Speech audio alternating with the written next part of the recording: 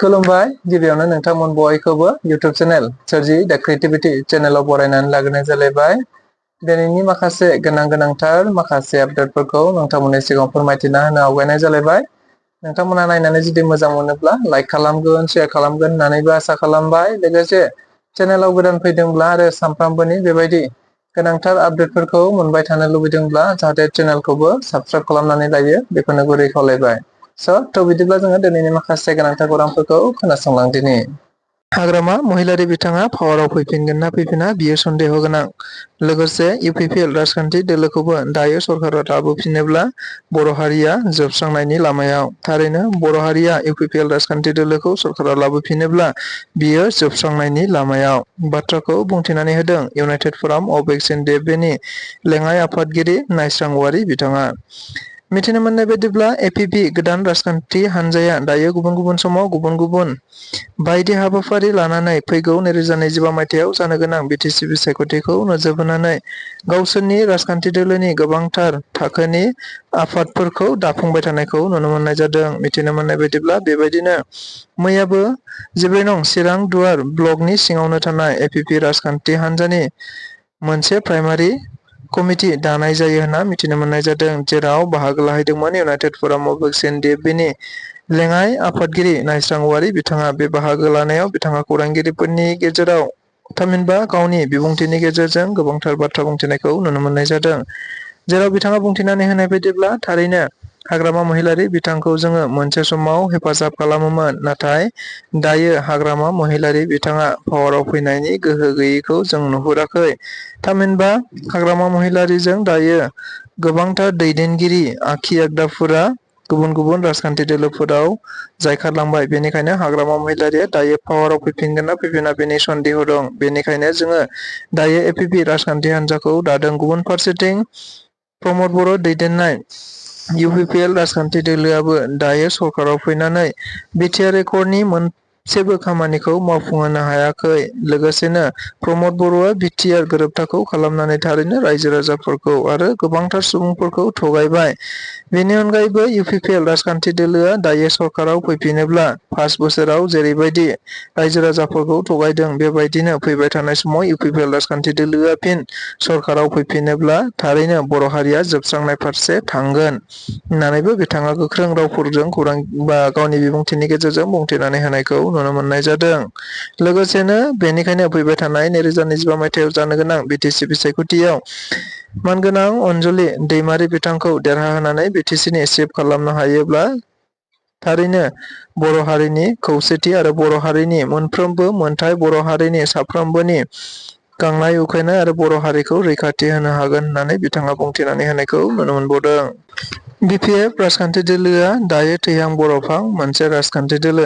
बेनिखायनो बिथांमोननो अक्सिजेन नांगौ आरो अक्सिजेन नांगौ जानायखायनो बिथांमोना भट बजरायाव थांनानै रायजो राजाफोरखौ थुलुंगा होनानै दावराव दावसि खालामहोदों आरो अक्सिजेन लादों।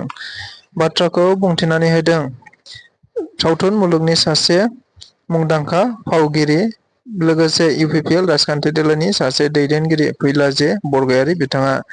मिथिनो मोननाय बायदिब्ला आथिखालाव भट बजरायाव जानो गोनां आदानि ग्रुप अफ कम्पानिनि एफिडिसिएलजों लोगोसे थार्मेल पावार प्रजेक्ट, बे थार्मेल पावार प्रजेक्टखौ लानानै दायो मोनसे थासारि, जाय थासारिया समाजनि बेरेखा। थामहिनबा गुबुन समाव गुबुन दावराव दावसि जाबोबाय थानायखौ नुनो मोनबाय थानाय बायदिनो गोबांथार सुबुंफोरा गोबांथार बेनि सायाव बाथ्रा बुंथिनायखौबो नुनो मोनदों।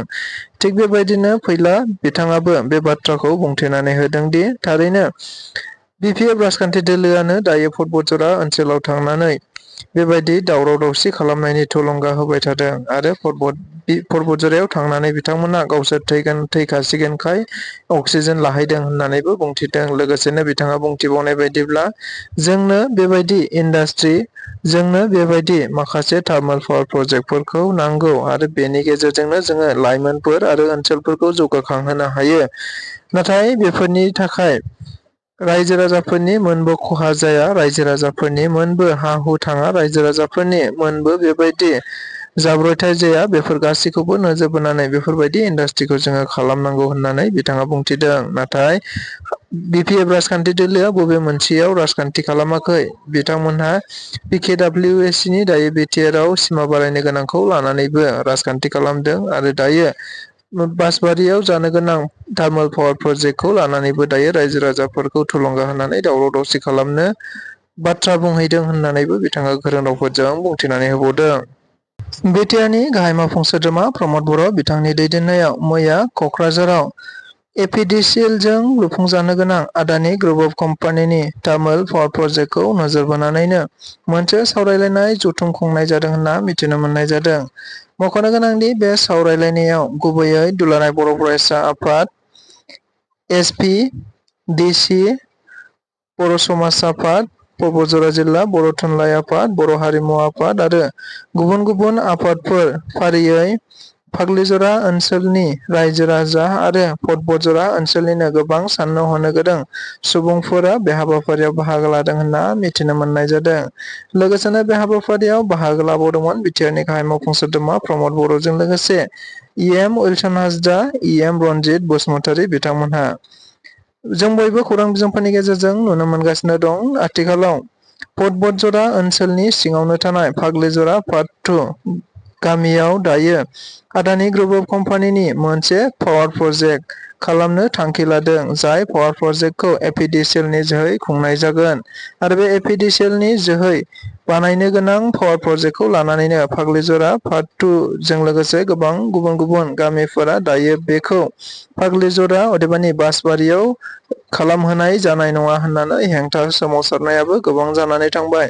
जायखौ नोजोर बोनानैनो बिटिआरनि गाहाय मावफुं सोद्रोमा प्रमद बर' बिथांमोननि नाजानायावनो बे सावरायलायनाया जादों आरो लोगोसेनो बे सावरायलायनायनि गेजेरजों फैबाय थानाय समाव बे फाग्लिजरा पार्ट 2 अदेबानि बासबारियाव थार्मेल पावार प्रजेक्टखौ माबोरै बानायनो हायो, लोगोसे रायजो राजाफ्रा मा लुबैदों लुबैया बेफोर गासैखौबो बिथा खालामनानै सावरायलायनाय जायो। लोगोसेनो बे सावरायलायनायनि गेजेरजों दुलाराय बर' फरायसा आफादा थाबैनो फाग्लिजरा लोगोसे बासबारि ओनसोलाव थांनानै थाबैनो रायजो राजाफोरजों बेनि सायाव गुवारै आरो गोथौयै सावरायलायनाय जागोन होननानैबो बिथाङा बुंथिनानै होबावदों। लोगोसेनो दुलाराय बर' फरायसा आफादनि मानगोनां आफादगिरिया बे बाथ्राखौ खौरांगिरिफोरनि गेजेरावबो बुंथिनानै होदों दि थारैनो थार्मेल पावार प्रजेक्ट खालामनायनि मुङाव सासेबो बर' सुबुंफोरनि नखर, हा-बां, हा-हु जेबो थाङा बेखौ नोजोर बोनानैनो जोङो सावरायलायनाय जागोन होननानैबो बिथाङा खौरां बिजोंफोरनि गेजेरजोंबो बुंथिनानै होबावनायखौ नुनो मोननाय जादों।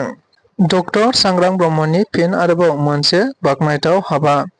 मिथिनो मोननाय जादों डक्टर सांग्रां ब्रह्मआ दायो इउपिपिएल राजखान्थि दोलोनि लाइमोन गांखंनि गाहाय नेहाथारि बिबानखौ मोननायनि उनावनो चिरां जिल्लाजों लोगोसे गुबुन गुबुन ओनसोलफोराव बेबायदिनो रायजो राजाफोरनि थाखाय जोबोद मोजां खामानि मावबोबाय थादों होननानै खौरां बिजोंफोरनि गेजेरजों गोसारबोबाय थादों। थिग बेबायदिनो दायो आरो मोनसे बाखनायथाव हाबा मावदों होननानैबो खौरां बिजोंफोरनि गेजेरजों मिथिनो मोनबावदों।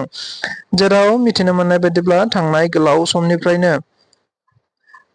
चिरां ओनसोलनि सिङावनो थानाय हाथिसार बिसिडिसिनि सिङाव थानाय गासै दरथाम गामि फारियै 1 नं फुलबारि, 2 नं फुलबारि आरो मध्य फुलबारि गामिनि 3 किल'मिटारसो गोलाव जाम्फैया गोदोसोनानै दंमोन। जाय जाम्फै गोदोसोनानै थानायखौ गासै 8 सान जिसिबि सोनानै बिथाङा बे जाम्फैखौ रायजो राजाफोरनि थाखाय फैबाय थानाय समाव आबाद मावनानै मोनजालांनो आरो जालांनो हानाय बायदि राहा खालामनानै होनाय जायो होनना मिथिनो मोननाय जादों। जायखौ नोजोर बोनानैनो हाथिसार बिसिडिसिनि सिङाव थानाय बे दरथाम गामिनि रायजो राजाफोरा डक्टर सांग्रां ब्रह्मनिसिम रोजा रोजा साबायखर बावहरदों होननाबो मिथिनो मोनहोदों। लोगोसेनो फैबाय थानाय समाव डक्टर सांग्रां ब्रह्मआ रायजो राजाफोरनि मदद आरो हेफाजाब मोननानै इयुनावबो बेबायदिनो हाबा मावलांनो हाथों होननानैबो रायजो राजाफोरा जोबोद जोबोद साबायखर बावदों होनना मिथिनो मोननाय जादों।